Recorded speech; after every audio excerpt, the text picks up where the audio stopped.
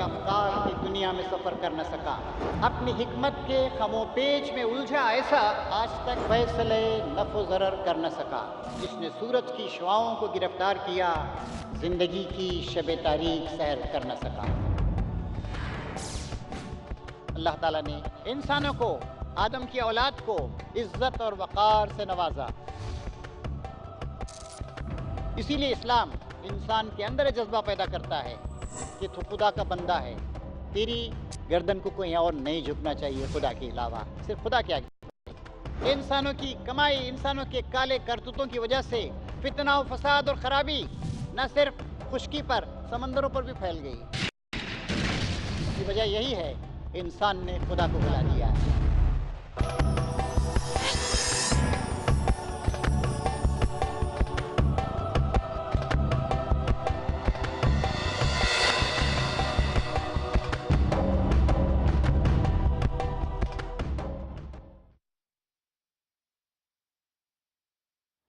ہماری اس بزم کے مقرر جنہیں میں دعوت سخن دینا چاہتا ہوں، ان کا تعلق ریاست تمل ناڈو سے ہے۔ انگلش لٹریچر میں آپ نے ایم اے بہار یونیورسٹی سے حاصل کیا۔ جماعت اسلامی کے مرکزی ایڈوائزری کونسلز کے ممبر ہیں، جماعت اسلامی کے قومی سیکریٹری ہیں، ہفت روزہ ریڈینس ویوز کے ایڈیٹر ہیں۔ مختلف بین الاقوامی کانفرنسوں میں آپ نے شرکت کی ہے، جیسے یو کے اسلامک مشن اور world assembly of Muslim youth وغیرہ نے جو کانفرنسیں بلائیں، ان میں آپ نے شرکت کی۔ دنیا کے بہت سارے ممالک میں بحیثیت مقرر آپ کو مدعو کیا گیا ہے، جیسے امریکہ، London, Kuwait, Sudan, Sri Lanka, Iran, سعودی عربیہ، عرب امارات، ساؤتھ افریقہ، نیپال، بنگلہ دیش وغیرہ۔ آپ بیک وقت اردو و انگلش دونوں زبانوں کے مقرر ہیں۔ میری مراد مولانا اعجاز اسلم صاحب سے ہے کہ وہ تشریف لائیں اور اپنے عنوان صرف اسلام ہی دنیا کو تباہی سے بچا سکتا ہے، اس پر اپنے خیالات کا اظہار فرمائیں۔ مولانا اعجاز اسلم صاحب۔ كلما ناديت ياه قال يا عبدي أنا الله، قال يا عبدي أنا الله، الله الله الله الله الله الله الله، كلما ناديت ياه قال يا عبدي أنا الله، كلما ناديت ياه قال يا عبدي أنا الله، الله الله الله الله الله۔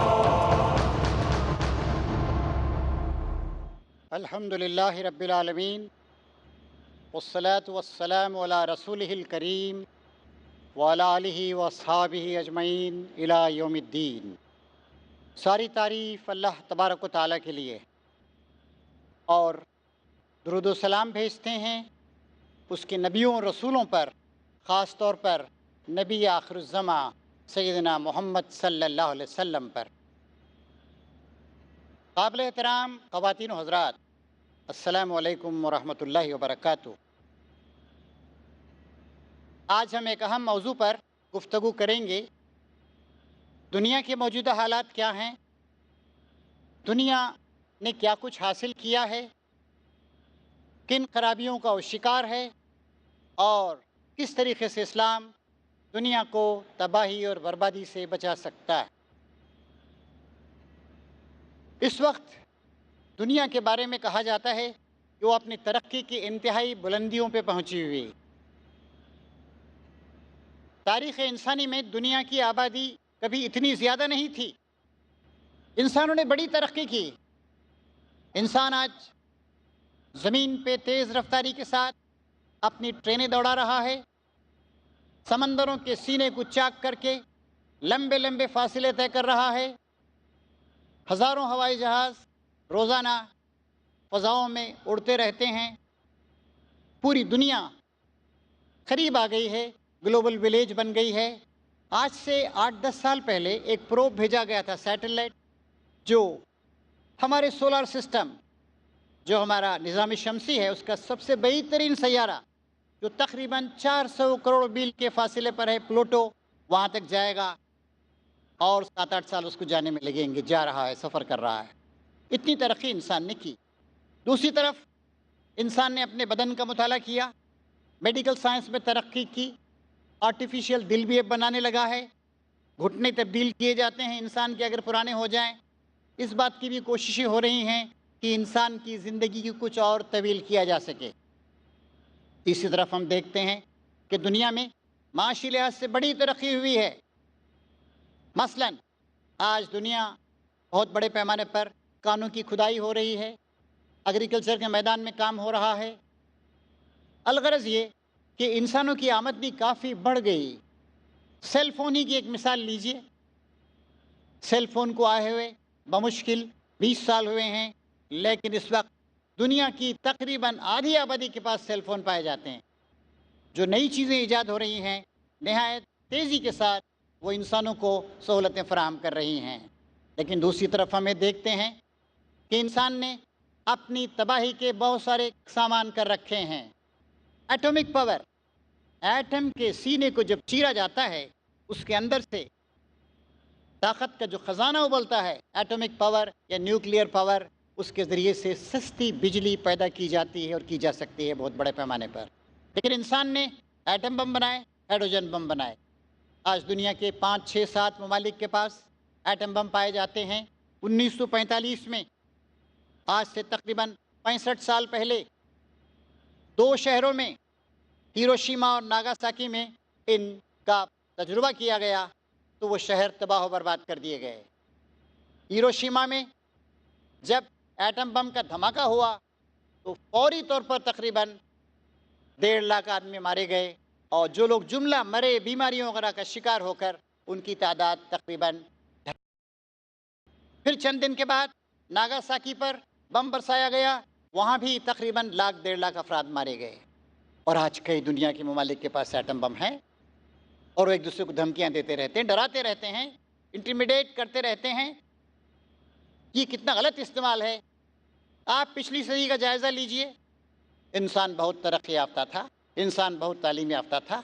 فرسٹ ورلڈ وار 1914 سے 1918 تک ہوتی رہی اور اس میں تقریباً 75-80 لاکھ افراد مارے گئے۔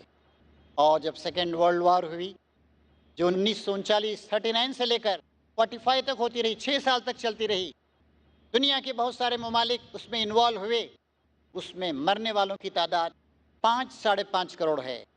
جب 5-5.5 کروڑ لوگ مارے گئے، آپ سمجھ سکتے ہیں کہ کتنے لوگ زخمی ہوئے ہوں گے، کتنے لوگ مجروح ہوئے ہوں گے، کتنے لوگ معذور ہوئے ہوں گے، اکنامی کو کتنا نقصان پہنچا ہوگا۔ صرف رشیا ایک ملک ہے جس کے 2 کروڑ افراد مارے گئے۔ رشیا کی 30% قومی دولت برباد ہو گئی۔ 2 بڑی جنگیں ہوئیں اور بھی بہت ساری جنگیں ہوتی رہیں۔ امید تھی کہ انسان ہوش کے ناخن لے گا اور اس طرح کے غلط کام نہیں کرے گا، لیکن برا ہو انسان کی ہوس اقتدار کا۔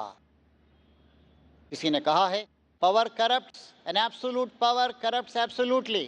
اقتدار انسان کو شرارت پر آمادہ کرتا ہے، اور جب بہت زیادہ اقتدار حاصل ہوتا ہے تو انسان بہت زیادہ آمادہ شر ہو جاتا ہے۔ اس صدی میں بھی آپ دیکھیے 2 مثالیں ہمارے سامنے آتی ہیں۔ عراق میں مداخلت کی گئی، جھوٹی باتیں کہہ کر 10 لاکھ سے زیادہ شہری اب تک وہاں پر مارے جا چکے ہیں۔ ہمارا پڑوسی ملک افغانستان، چھوٹا سا ملک، پسماندہ ملک، غریب ملک، 3 کروڑ کی آبادی کا ملک، مسلسل اس کو بمبارڈ کیا جا رہا ہے، چکنا چور کیا جا رہا ہے وہاں کے لوگوں کو۔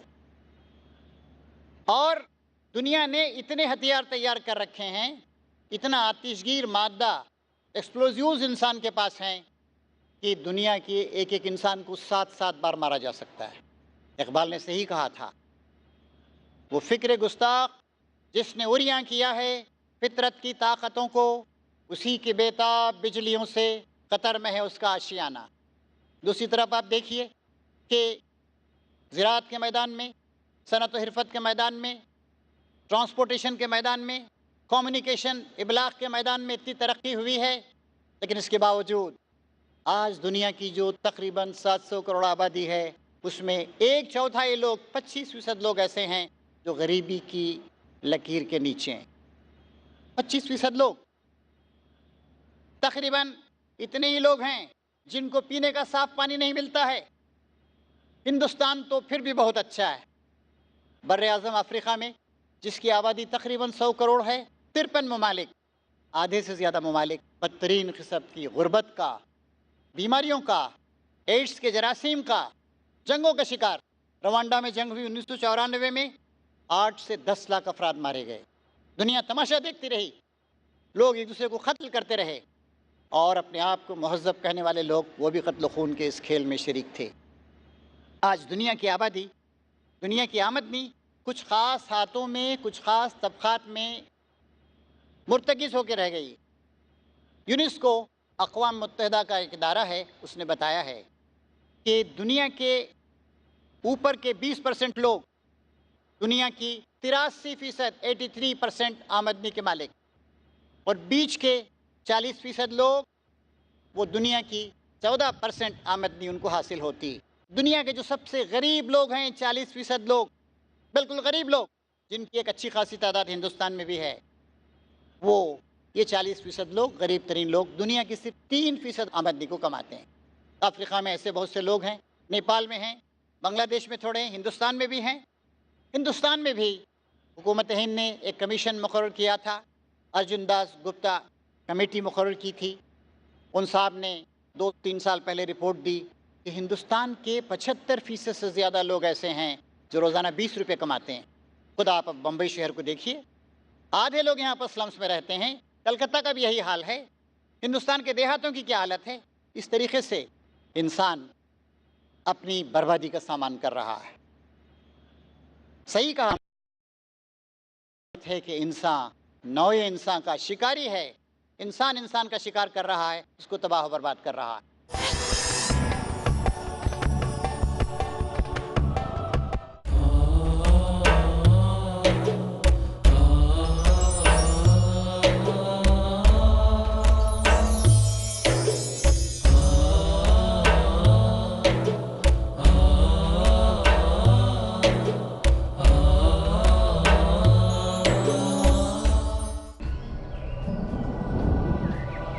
ایمان اور اس کے مختلف اجزاء کیا ہے؟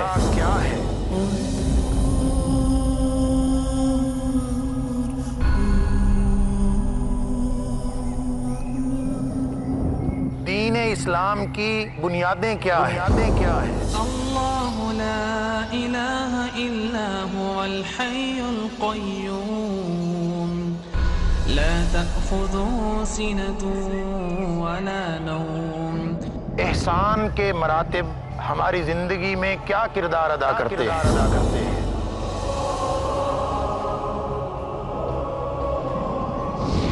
قیامت اور اس کی نشانیوں میں کیا حکمتیں ہیں؟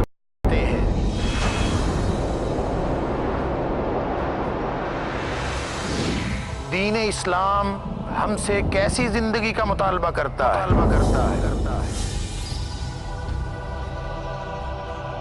کتاب و سنت کی روشنی میں ان سوالات اور ان جیسے دیگر سوالات کا جواب جاننے کے لیے دیکھیے میرا پروگرام حدیث جبریل، صرف پیس ٹی وی اردو.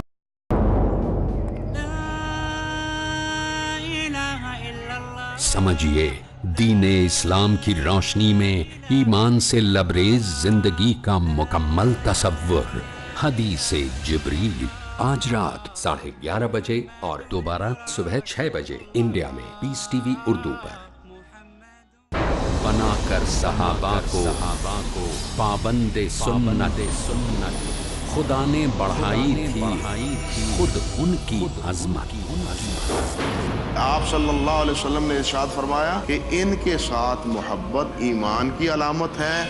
جیے اللہ کی رضا کے لیے، جیے رسول کی اتباع کے لیے، اور ان کے ساتھ عداوت منافقت کی، نفاق کی علامت ہے. جنہیں جان سے زیادہ رب کے فرمان سے محبت تھی. کہ ہم نبی علیہ السلام سے محبت کا دعویٰ کرتے ہیں تو اس محبت کا تقاضا ہے شیخ ارشاد الحق عصری کہ ہم تمام صحابہ کرام رضوان اللہ علیہ مجمعین کے ساتھ محبت کریں. जानिए किस कदर अल्लाह को पसंद आई रसूलुल्लाह से मोहब्बत सहाबा, अज़मत सहाबा। आज रात 8:30 बजे और दोबारा दोपहर 12:30 बजे इंडिया में पीस टीवी उर्दू पर।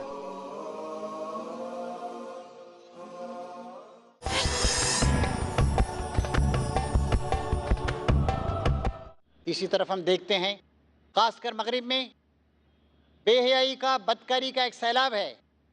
औरत की कोई इज्जत नहीं है, तलाक की शरह बढ़ती जा रही है, बच्चे माँ बाप की सरपरस्ती से महरूम हैं और अक्सर लोग खाओ पियो मौज मस्ती करो क्योंकि कल तुम्हें मर जाना है। Eat drink and B Mary for tomorrow दो विल डाई, इस नजरिए का शिकार। कोई जिंदगी का ऊंचा मकसद उनके सामने नहीं। बताएं अहबाब, क्या कारे नुमायां कर गए, बीए हुए, नौकर हुए, पेंशन मिली, फिर मर गए। जिंदगी का कोई बड़ा मकसद नहीं। इस तरीके से हम देखते हैं कि आज दुनिया तबाही की तरफ जा रही है। इतनी तरक्की के बावजूद, इतने वसाइल हयात फराम होने के बावजूद, इतनी इंडस्ट्रियल डेवलपमेंट होने के बावजूद, इतना ज़राअती प्रोडक्शन होने के बावजूद दुनिया आज तबाही की तरफ जा रही है। क्या वजह है इसकी? इसकी वजह यही है, इंसान ने खुदा को भुला दिया है। इकबाल ने सही कहा था, ढूंढने वाला सितारों की गुजरगाहों का अपने अफकार की दुनिया में सफ़र कर न सका। अपनी हिकमत के खमोपेच में उलझा ऐसा आज तक फैसले नफ़ो ज़रर कर न सका। जिसने सूरज की शुआओं को गिरफ्तार किया, जिसने सूरज की शुआओं को गिरफ्तार किया, ज़िंदगी की शब तारीख सहर कर न सका। ये जिस तबाही की तरफ तेज़ी के साथ दुनिया बढ़ती जा रही है, इंसान सुकून से महरूम है, इंसान ज़हनी बीमारियों का शिकार हो रहा है, ख़ानदान तबाह हो रहे हैं, तलाक़ की शरह बढ़ती जा रही है, बच्चे सरपरस्ती से महरूम हो रहे हैं, आवारगी फ़िक्र ख्याल बढ़ती जा रही है, शराब ज़्यादा पी जा रही है, ड्रग्स का इस्तेमाल हो रहा है, एड्स की बीमारी फैल रही है, और जो गरीब लोग हैं दो वक्त के खाने के लिए, एक वक्त की रोटी के लिए तरस रहे हैं। इस्लाम इस तबाही से दुनिया को कैसे बचा सकता है? सिर्फ 1400 साल पहले की बात ही नहीं है, जबकि इस्लाम का हयात बख्श पैगाम सैयदना मोहम्मद सल्लल्लाहु अलैहि वसल्लम आखिरी नबी लेकर आए थे और 23 साल के अंदर अंदर उन्होंने जज़ीरा नुमा अरब के बड़े हिस्से पर इस्लाम को कायम कर दिया था। और फिर उसके बाद खिलाफत राशिदा के ज़माने में, बनु अब्बास के ज़माने में, बनु उमैया के ज़माने में इस्लाम का कारवां सारी दुनिया में फैलने लगा। उन्होंने इस तरीके से दुनिया का नज़्म किया कि तौहीद इलाही की बुनियाद पर, एक खुदा के तस्वुर की बुनियाद पर जो कौमें आती गईं वो इस दीन को कबूल करती गईं और भाईचारे के बंधन में बनती चली गईं। उन्होंने दुनिया की माशी तरक्की के लिए काम किया, अदबी तरक्की के लिए काम किया, नज़रियाती तरक्की के लिए काम किया। इस्लाम के अलावा दुनिया में कोई और दीन आलमी भाईचारे का नमूना नहीं पेश कर सका। आज भी आप देख सकते हैं, मस्जिदों में ही नहीं, मस्जिद हराम में ही नहीं, सारी दुनिया में मुसलमानों में कोई ऊंच नीच नहीं है, कोई छूत छात नहीं है। कोई उर्दू बोल रहा है, कोई फ़ारसी बोल रहा है, कोई अरबी बोल रहा है, कोई चाइनीज़ है, सब के सब एक पुकार पर, अल्लाह अकबर की पुकार पे अल्लाह के आगे झुक जाते हैं। हय्या अला सलाह की आवाज़ पे सब के सब जमा हो जाते हैं। दुनिया इस चीज़ को देख रही है और महसूस कर रही है, और दुनिया के बहुत से स्टेट्समैन ने, फ़िलासफ़र्स ने इस बात को तस्लीम किया है, इकरार किया है। ख़ुद हमारे मुल्क के एक बड़े दानिश्वर डॉक्टर राधा कृष्णन, जो हमारे प्रेसिडेंट भी रहे हैं, उन्होंने कहा था कि ये एज़ाज़ सिर्फ इस्लाम को हासिल है कि दुनिया की मुख्तलिफ़ नस्लों से, मुख्तलिफ़ इलाक़ों से रहने वाले लोगों को इस्लाम ने इस तरीके से एक धागे में पिरो दिया कि वो सब बाहम शीरो शकर हो गए। आज दुनिया को फिर उसी इस्लाम की ज़रूरत।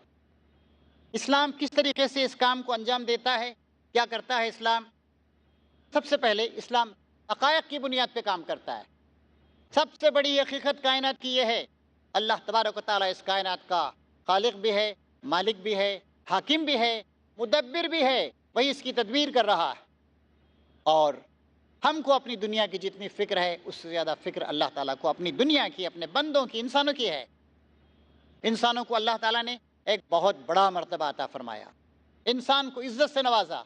دنیا کے کچھ مذاہب یہ نظریہ پیش کرتے ہیں انسان پیدائشی گناہ گار ہے۔ اسلام اس نظریے کو نہیں مانتا۔ اسلام کہتا ہے کہ نہیں، ہر انسان جو زمین پہ پیدا ہوتا ہے وہ معصومیت کے عالم میں بغیر کسی گناہ کے داغ کے پیدا ہوتا ہے۔ اللہ تعالیٰ نے انسان کو بھیجا ہے زمین کا انتظام کرنے کے لیے، زمین کی قوتوں کو استعمال کرنے کے لیے۔ اللہ تعالیٰ فرماتا ہے لقد کرمنا بنی آدم وحملناہم فی البر والبحر ورزقناہم من الطیبات فضلناہم علی کثیر ممن خلقنا تفضیلا۔ ہم نے انسانوں کو، آدم کی اولاد کو عزت اور وقار سے نوازا۔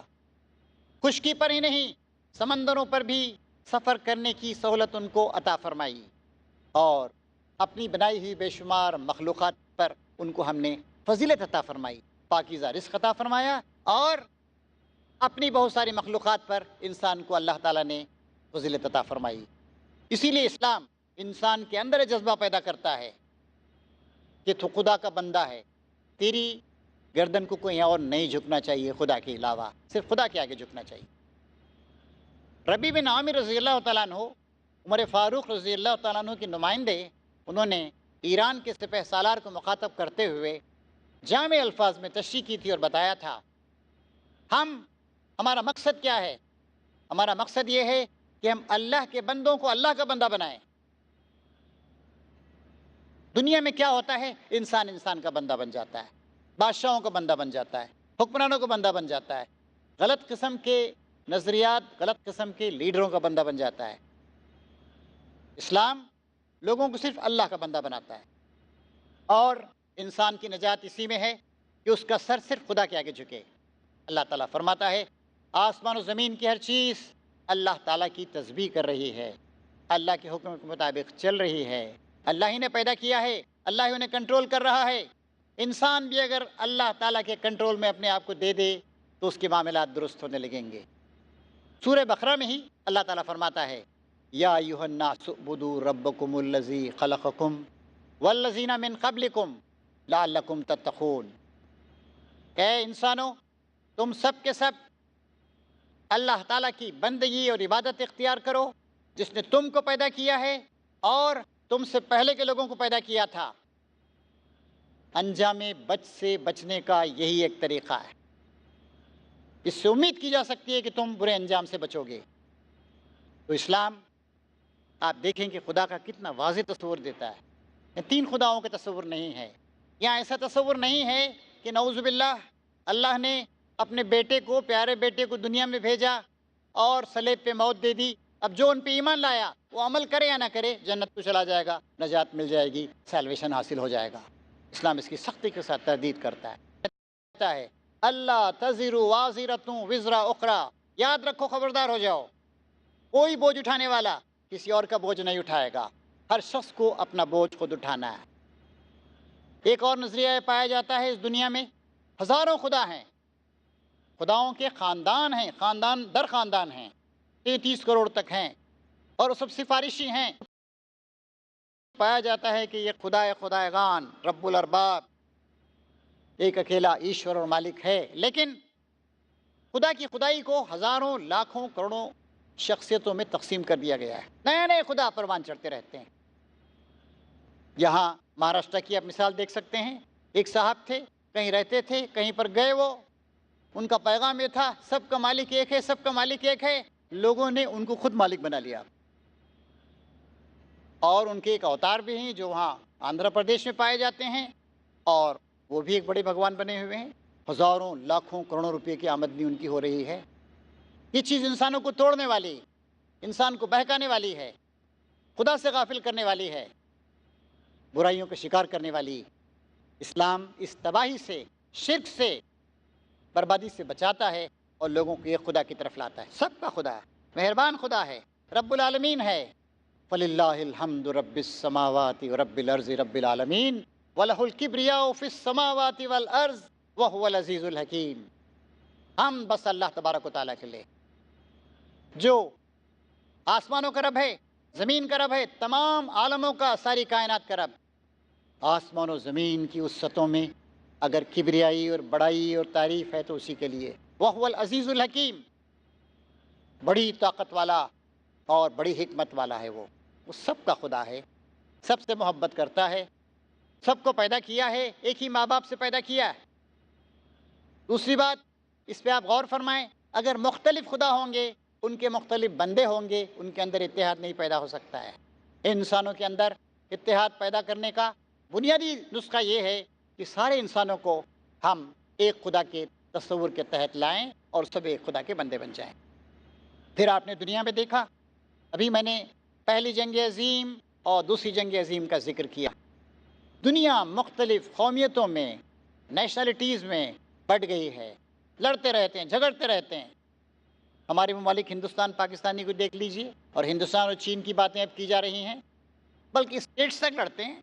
کاویری کے پانی کے لیے تمل ناڈو اور کرناٹک کشمکش کرتے رہتے ہیں، مہاراشٹر اور کرناٹک ایک شہر کے لیے لڑتے رہتے ہیں، بیلگام کے لیے۔